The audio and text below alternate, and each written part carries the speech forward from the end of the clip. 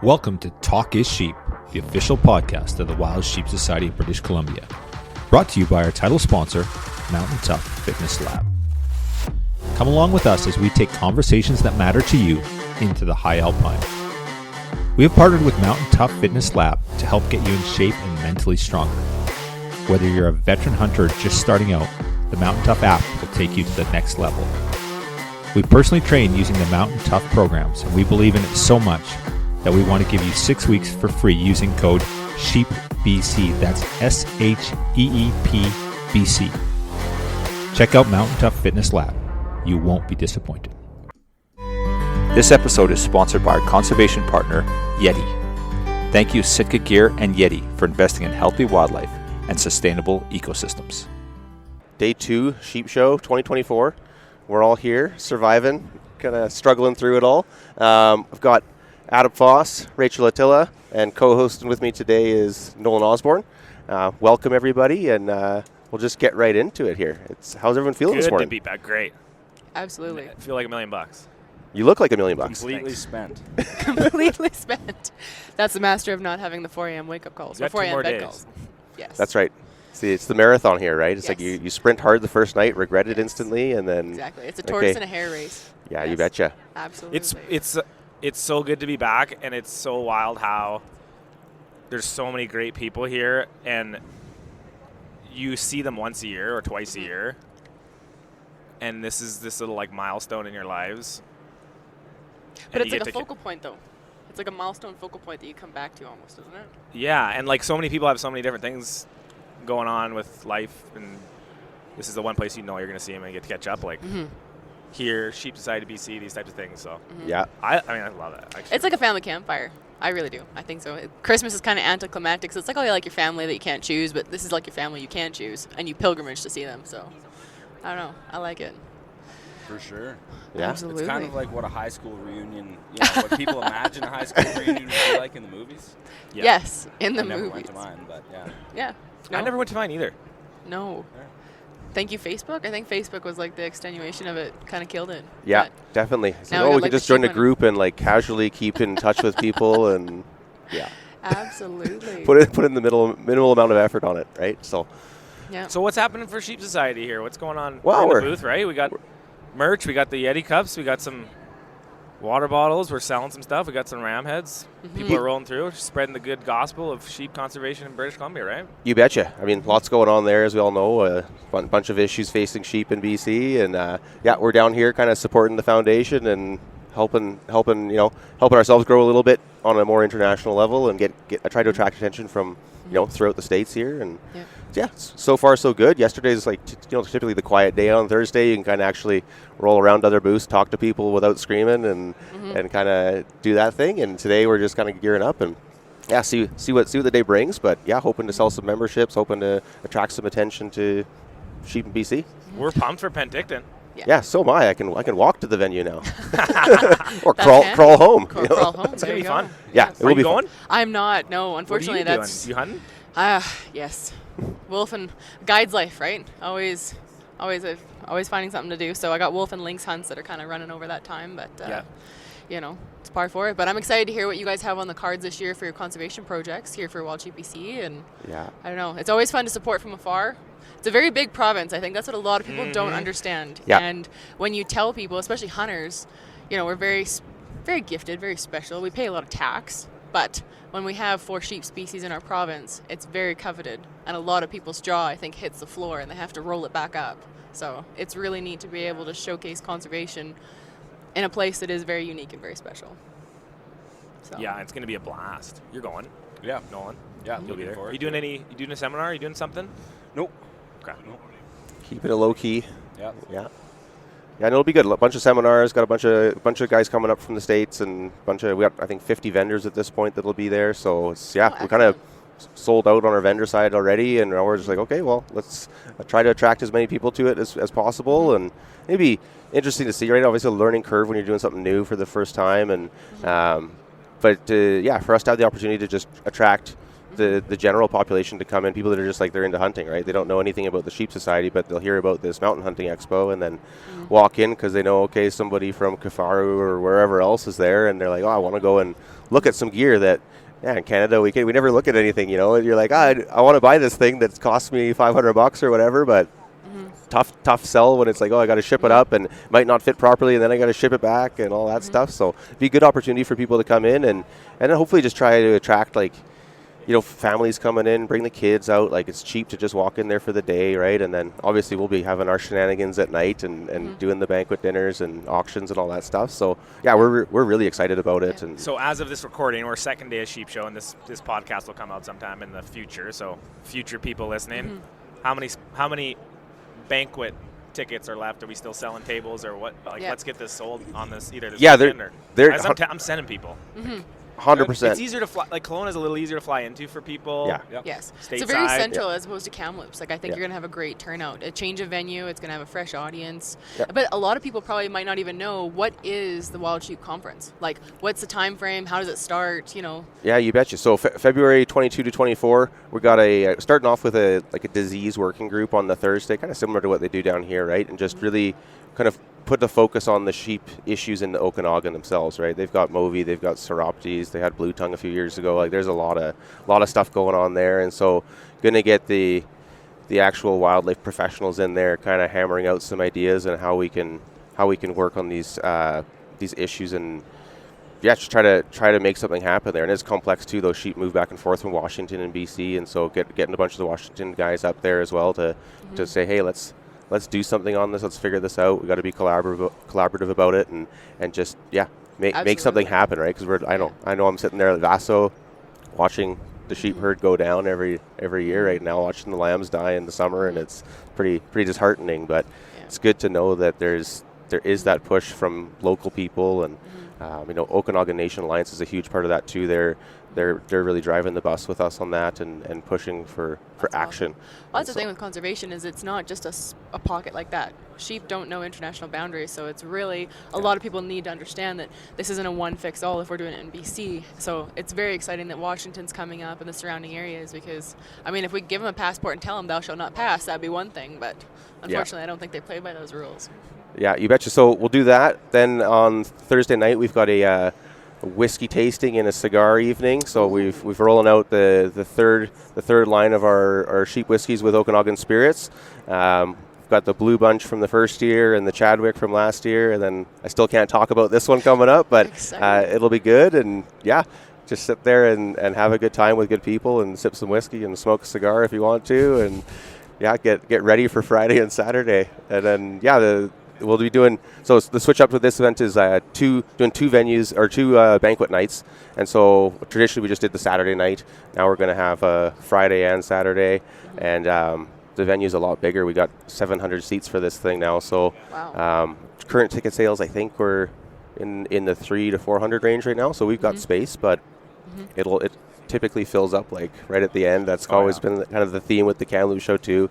Last year we sold out like a month and a half beforehand, and that was the first time that happened for us. And so we're like, well, we need to make some changes here and get somewhere bigger. And so we'll excited to see what that is, but doing all the normal stuff. So backpack race on the Friday night, and we do our AGM and kind of get all the biologists in there talking about the sheep issues in different parts of the province and all of the kind of standard. And is that free for the people? So like for the listeners that are maybe kind of sitting on the fence, are these events a part of their day pass? So if you buy a day pass, and I don't think we've even figured out the dollar amount yet, but it's going to be pretty cheap to just walk in for the day. And if you come in for the day, you won't be able to go into the AGM. You need to be a member for that. But to go and look at the seminars and all that, that's all going to be open, right? And then you can walk through, look at all the vendors, go look at a seminar, watch a film. We'll be doing a bunch of film things too. Kind of a lot of the same stuff that's going on here, just on a smaller scale. And so there'll be a lot of opportunity to just learn about the society. If you don't know anything about us, right, you can walk in and just figure it out and then meet people in the hunting community that are maybe local to you, maybe people that are from somewhere else, and it should be a really good time, and we're really excited about that one. So and good support from the partners. They're all that's one thing about Sheep Society BC is you've got good support from National Wild Sheep. You got good support from corporate sponsors that are sort of been in it for the long haul, like your title sponsors and you betcha, same guys that are supporting national chapter. But I think the big thing is that we try and stress on our end, like when we're talking to the companies that we're lucky enough to work with, like Sitka being one of them. They don't necessarily, like a company like Sitka that makes hunting gear for many different avenues, right? Sort of technical apparel for wherever the weather's shitty and it's cold. But it got started with mountain hunters. And so they look at like sort of their conservation efforts across many different nonprofit organizations. And they've been supporting Wild Sheep Foundation. I think they've been the title of Wild Sheep for, man, like a decade. I was going to say, I think it's coming up on a decade here. But like we're always on top of them as people that sort of live and operate in these like more specific areas like BC to say, hey, look, like these like Wild Sheep Foundation National is a big engine, and affiliates like Sheep Society of BC or Montana Wild Sheep, Eastern Chapter, like that's where not Eastern because there's no sheep there, but Alaska Wild Sheep, Yukon Wild Sheep, that's where the rubber meets the road for these projects that go and put that money back on the mountain. And I think that they get it because we've seen Sitka be the title sponsor of Sheep Society BC for, I want to say it's four or 5 years now. Yeah, they're official. We started off with like the conservation partners. Then they're like, you know what, we want to do more, and so they're like, well, let's have you guys be the official sponsor, right? And so they stepped up right away, and then year after year they just keep coming back, and we're so appreciative for that. And to have both of you guys as Sitka ambassadors here today, it's like it's furthering that relationship, right? Where it's like, hey, let's get out there, let's talk about this stuff, and really, I think, just showcase the good work that big companies can do for, right? 100%. Like, I mean, they're working on the Fraser River project with us right now, and it just putting in a bunch of money there, and it's like that's action. Like that is, you know, some people just talk about it and others do it, and it's really, I mean, I'm just a volunteer here, right? But it's really inspiring to see that kind of money coming in from these brands that are. They're willing to make a difference. They want to make a difference because they realize that that's their bread and butter, right? If you don't support it, it's not going to come back to you long term. And we couldn't be more happy to have the relationships we have with the Sitkas and the Yetis, and we've got a whole host of them now. But it's pretty inspiring for sure. Yeah, and wildlife don't pay their way. No. Not in BC, that's for sure. No, yeah, absolutely. Yeah. I want to switch things up here and talk about the film that you guys were working on. You know, how many years was it now, Adam? I think 2017. We talked about it. Take my shoes off and start. Yeah, I know. It was shot in 17. We shot in 17. We conceptualized in 16, I think. Probably here. Actually, yeah, because I think 16 was the first year I carried a sheep tag, working for Harold. And I mean, it was one of those things, you carry it, but you know, you might not have time. And then when it came to fruition that there was a first hunt and someone was bringing their own client, there was an opportunity, and it kind of snowballed, turned into a huge boondoggle. It was absolutely fun. Logistically, I think Adam, he carried a lot on his shoulders, pulling that team together. We had how many people? We had a small city on the side of a mountain, and we had 4 guys. Well, we had John and the guys from Red Bull, so we had 4 with the changeover days. Sometimes. So, yeah, I don't know. I mean, you guys know, like, logistics of just getting people in and out of the Mackenzies, just a hunter and like their gear, their gun, all that stuff is. They're bare necessities. That set of challenges, and you hope everything goes right. But then you got a bunch of camera gear. And how many pounds of camera gear did you guys have, Adam? I mapped it at all in, all food and everything. It was 88 pounds a person. That's what they were carrying. Which is like probably just 15 pounds more than you would start off like a hunt with. So but you can't eat a battery. Yeah, and you're intimately aware of that. And they don't get any lighter when they. That's right. And when your battery is dead, you can't just burn it in the campfire. Exactly. Well, I guess. So the camera systems they were using, they're called red cameras. They take a brick. They call it a red brick. It is about the size and weight of a brick. We had 30 of them. Yeah. Wow. So, and they actually don't give you a ton of. They give you like an hour and a half or 2 hours of runtime or something. So we were kind of like, we need about 2 a day. We had a bunch of lenses and a bunch of stupid. Like, I haven't carried one of those cameras on a sheep hunt since because, well, like really. No, realistically. Hard. They take so much power. Yeah. The smaller cameras, like the mirrorless cameras that you see people running around with now, have evolved a lot, and they're really great. Those cameras are the red cameras that we were using are fantastic. Like they're cinema cameras, but they're heavy. They're slow to power up. They eat power, and they don't like rain, dust, salt water, sleet. They have open vents. So they're actually horrible tools for the job, but we dragged them around. We had like a jib, which is like a big... Anyways, that's all the camera nerd side that probably nobody will be interested in. The story side is much more interesting, which I would pass along to Rachel to explain what happened and sort of how her hunt got passed to her and what she wanted to do with it. So in the NWT, like, you have to have someone represented as a guide, and obviously, you know, when I originally, I thought it was just going to be Adam, my dad, and I going out, maybe do some stills if we wanted to. It was an opportunity to work with Sitka, you know, as part of like our ambassador agreement, as you help showcase. And I've been with the company for a long time, so it was kind of a neat opportunity to kind of help. And the women's line was just really launching. That was the other teaming thing. Is back in 2017, we actually had a lot of NDAs because the backpack in Subalpine, it hadn't launched yet. I think we both had long-standing relationships with Mystery Ranch, so it was kind of a neat way to use and test products that we know and love.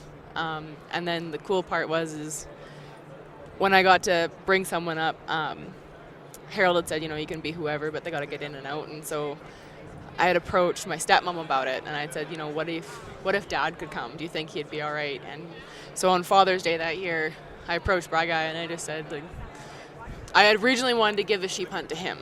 That I wanted to gift my dad the sheep, and he broke down crying, and we both did. It was a very emotional Father's Day gift, and he had told me that he's like, I don't feel right accepting that, and I won't, but I will gladly come and pack around with you. So so ensued Waterworks. As a sheep guide, I mean, we've all been on the mountain. It's a pilgrimage in itself, and it was my first sheep. Yeah. So there was so many emotions when that happened. But well, and set it up a little bit too. So Bry Guy. Yeah. Dad, super dad, like card shark, dad of all dads, total beauty. He was working in the wells for many years, looking at the Mackenzies across the river, like before I started working in the NWT. Yeah. So the reputation of being able to go to the Mackenzies and like just see it, preceded itself, coveted. And so I think, I mean, he's such a he was like a kid, so it was like Rachel was getting to hunt, but he was getting to tag along. Yeah. And it was cool to see because she was, from my perspective, like she's essentially showing him, you know, the last 10 or 12 years of her life experience, which very few people, like you get to see the pictures and you get the stories a little bit, but until you go there and travel there for 2 days and walk around the backpack and see it all and see the probably like the remoteness of it is what is striking to see. Yes. Because you don't see a boot track, you don't see people. When the plane takes off, I remember look on Dad's face, and he was like, it is so quiet. It's so quiet that it's humming. And he just sat there, and I was like, just enjoy this moment, because it is humbling. You realize how insignificant and very small part of the universe you are when you're left alone on the side of a mountain. And I think that was something that Dad was very thankful just for the experience. But because he had never been on a sheep hunt. He grew up in Kelowna, you know, some of his best buddies, they'd go hunt moose, deer, you know, good old Okanagan boys. And it had always been his dream, him and his dear friend Clint, who just passed away, to go to the mountains. They had always wanted to go on a stone sheep hunt. They'd wanted to be guides. That, you know, they married, they did the fatherly thing. And when my parents divorced, you know, my dad started working out of town, which took him to the wells. And him and my stepmom, you know, they stayed in the Okanagan. And, you know, the story, it built itself, really, as we all got to know each other on the mountain. Because we started as a father-daughter hunt, you know, but as you carry out the hunt, you know, different emotions come into play, and you start talking about the past. And I think that was the very vulnerable moment for Dad and I, sharing. I've known Adam for years, but sharing with all these other strangers. Yeah. For sure. And I think that was the point that I think brought us all together as we started this hunt. And I mean, we had some highs and lows. We were out of water. We ran down to the snowbanks. We had some really... I said the F word 17 times in one sentence. There was a few F-bombs. Yeah, F-sharps too. No, it slept was... on slept on rocks. Slept on the ram. Like all the Wolverine stuff you would chased hope, the rams right? away. we thought they were going to Arctic Red. We were like, man, this is not going to be good. You know, we jokingly were at the end of the earth. And the cool part about the mountain was they call it like it's DC3 because there's an old plane crash on this mountain. And like when you get to this country, I remember Harold when I was first guiding for him, he said, Rachel, now it's big country. And I was like, oh yeah, that's big country. Like, oh yeah, sure, Harold, okay. You get there and you're like, in your head, you start mapping out how far it'll take to get to one place. 3 hours later, you're like, son of a gun. We're like halfway across where I thought we'd be, but we're nowhere near where we needed to be. Yeah. So just basketball-sized boulders, like those, huge, just wobbly, slow huge, going, wet, unforgiving, no water, up high on the rocks. So like Dad got thrown into like the ultimate sheep hunter's dream and nightmare, really. Yeah. Because you're trying to battle all these things, and we'd flown out early because a lot of people were asking, you know, even yesterday at the Q&A, how did you get the permitting? And it's like, obviously because drones are illegal, but Adam did a lot of footwork, a lot of paperwork because we were able to go in before the season, build some of those beautiful shots that you see that you naturally in a hunting scenario, you don't have time because you're trying to cover distance, look for sheep, and do all the things that make it into a sheep hunt. But we were blessed with the opportunity to come in a little bit early, build the story, which really I think helps set you guys up for your storyboard. Yeah, and just trying to show this part of hunting that is just the broader experience, which is why we do it. Mm-hmm. It's hard to articulate it, and it's hard to show it, but it is, in a place like the Mackenzie, it is all of that. It is all the times where you get to hang on the mountain and the quiet moments, and even the fact that you're flying around these little planes and trying to show that a little bit. And then the actual like pursuit of the animal is like a part of it, but it's, I don't know, 5 or 10% of it. It's like all this other stuff. So yeah, we sort of we did like the plane to plane stuff, and Bill Gurley, rest his soul, he loved that. Yeah. When we had the helicopter. helicopter. Billy. Yeah.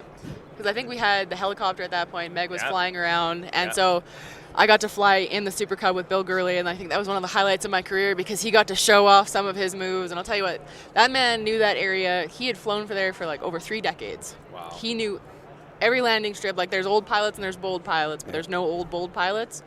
And that gentleman was a scholar. Yeah. And I think like that was a huge part. I know for us, like after when Bill had passed away years, when the film was shelved for a bit, but it was a really neat patronage. Like when we go back to relive the village, it was pretty special to be a part of that, especially in Bill's career. Such a beauty. Yeah. So my only wish is that he could have seen it, but hopefully he's looking at it from above. So. And then the hunt. I mean, the hunt sort of was. Yeah, it was good. It was like everything you'd want. I mean, highs and lows. Not tons of sheep. It was hot. It was. One dink ram the night before opening, and then we had a dry spell. Yeah. I think it was day 5 or day 6, and we finally seen the group of 3 feet over that one bank. But we had made a run for that one lone ram. I remember we hiked all the way around one of those death boulders. We looked back, and there's a lone ram, but I couldn't quite get a look at him. He looked enough. Like we dropped half our gear, I think, like that, and then we did like the death march from hell down the valley, up and around the corner. Got close enough, and it's like ice 9. My dad's like, okay. Kind of, this.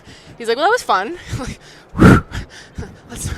that's what you do. He's like, yeah, sometimes. Yeah. But I'll give it to my dad. Like, he trained. He was physically and mentally prepared because so many of these hunts. I mean, we've all had either clients or friends. You can train, and it is beneficial, but 90% of it is mental. Yeah. 90% of it.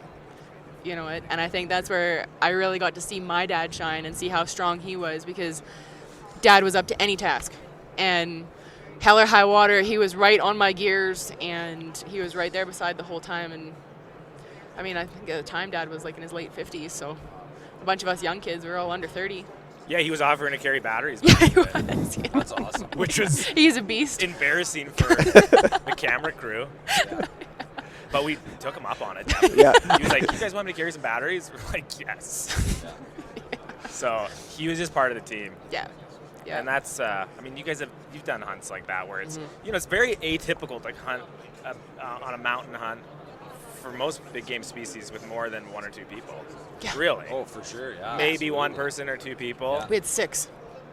So it was like challenging in every way, finding camp spots, moving about without just looking like a whole herd of ants.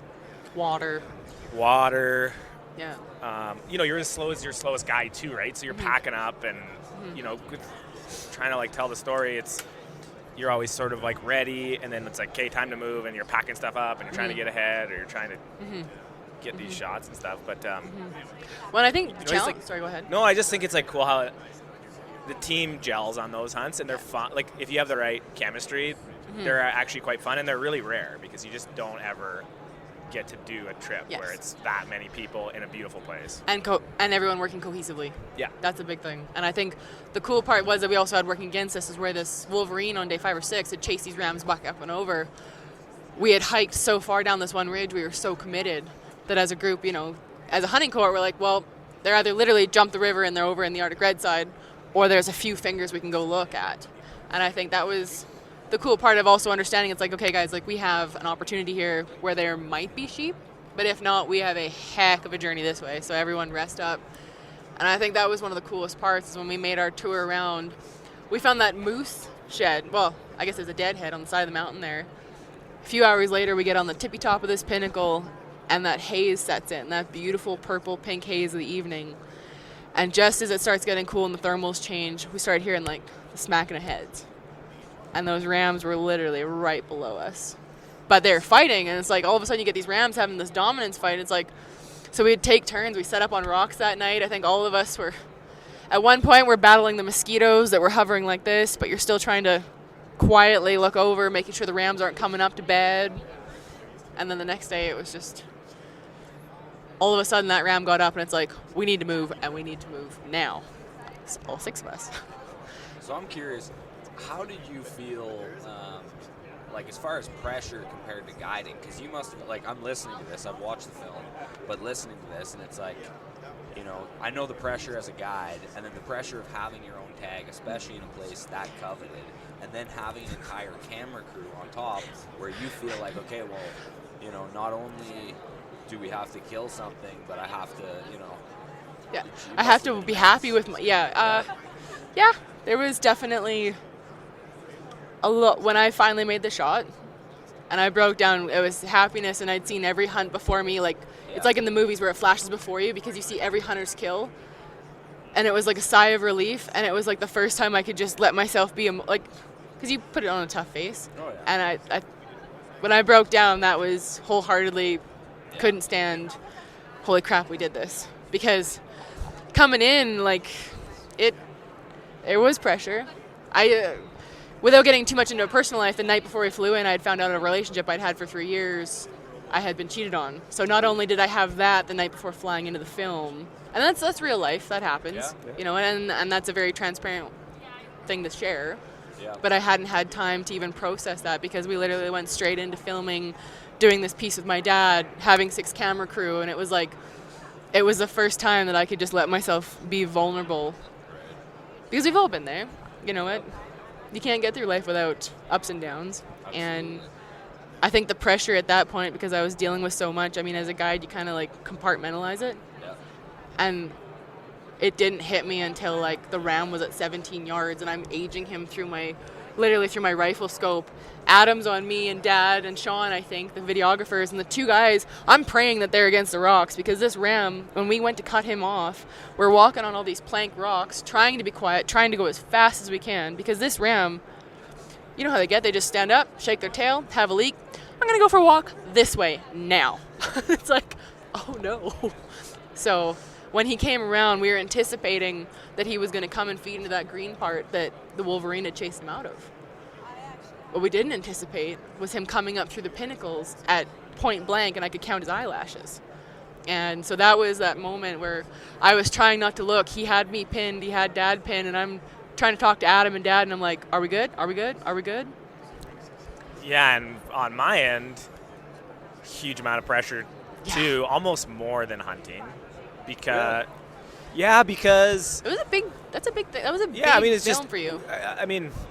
I think for one, I know how special this is for Rachel, both that she's got the opportunity to hunt for herself and that her dad's there. And so as a hunter, I'm sort of like, because I'm a hunter first. I hunted as a kid. I brought the camera with me. I shot film, photographs like on these hunts, but like it was hunting was the vehicle to go and do cool shit, and the camera was sort of a way that I could keep doing it. And people have different ways of being able to justify it, whether it's guiding or whatever. But I mean, we're all addicted to this shit. Yeah. And we're trying to use any possible justification to be able to do it as many days as we possibly can. Yep. And so as a hunter first, I know the stakes, and I'm sort of like,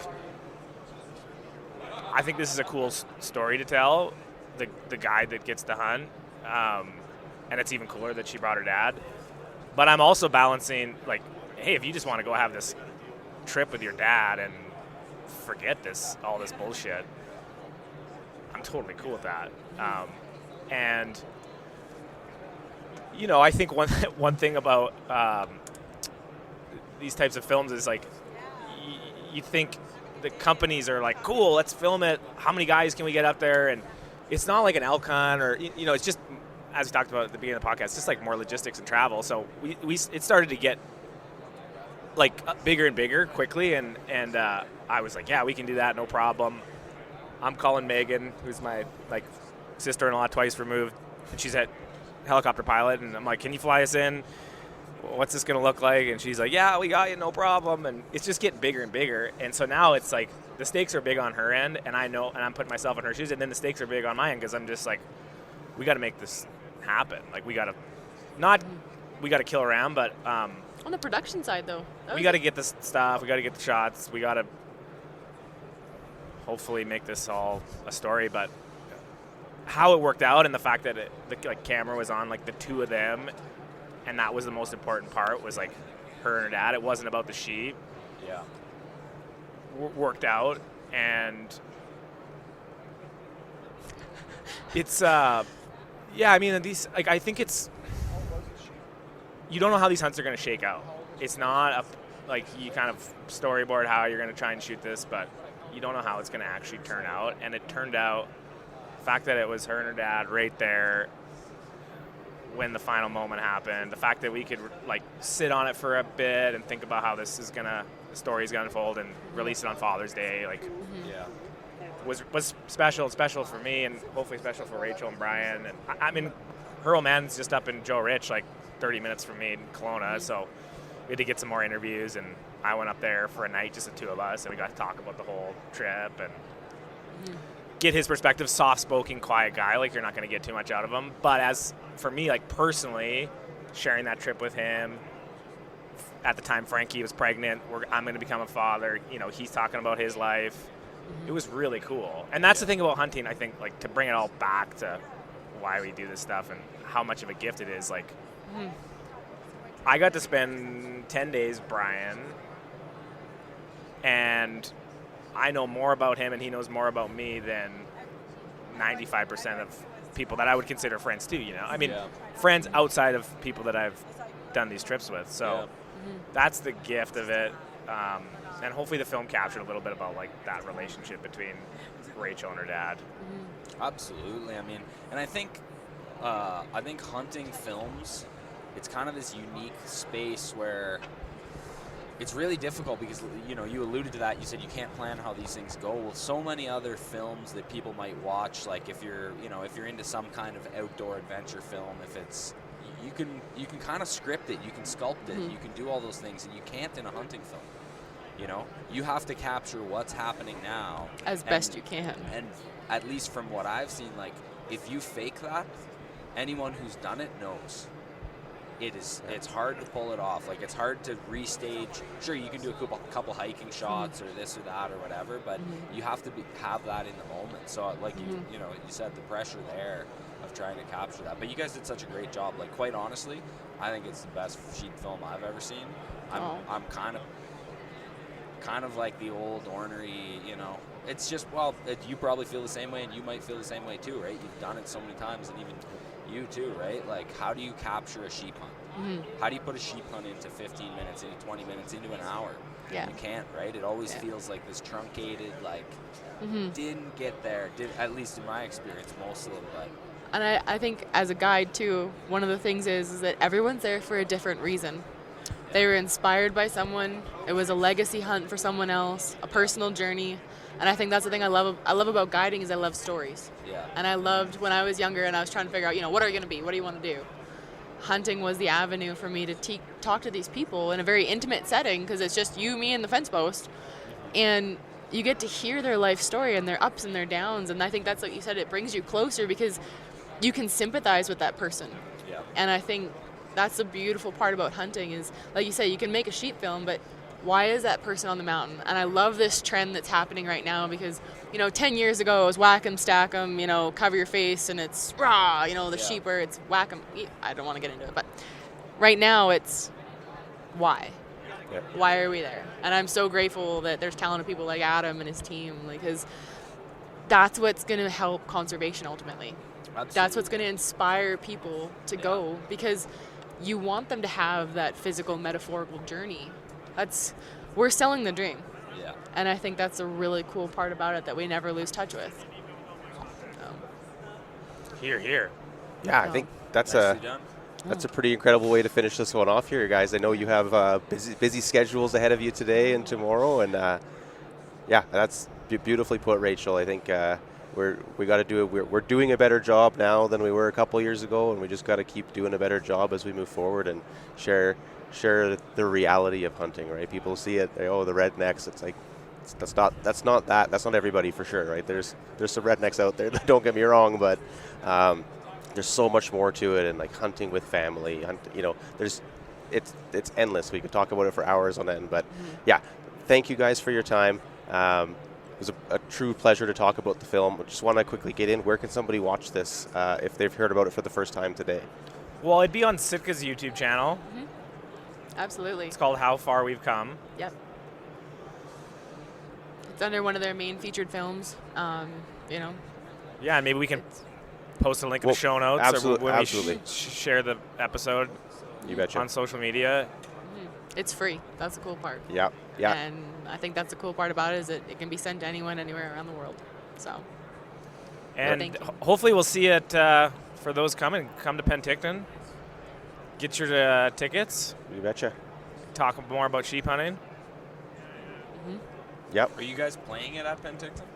I don't think so. We could do about anything. We probably could. Yeah. We've got a film room going on. I don't think we've got the whole schedule lined up right now, so we could definitely throw it on there and have another spot for people. It's such a cool experience to go and watch it like in a little theater too, right? Where you're like, oh, cool, I could sit down with a bunch of other people and watch it, and then like see the reactions of other people, in the room and. Yeah, real quick, what was that like for you? I'm just curious. I'm going to ask you anyways off the air, but how was it? Seeing it and seeing people. Oh, I can't.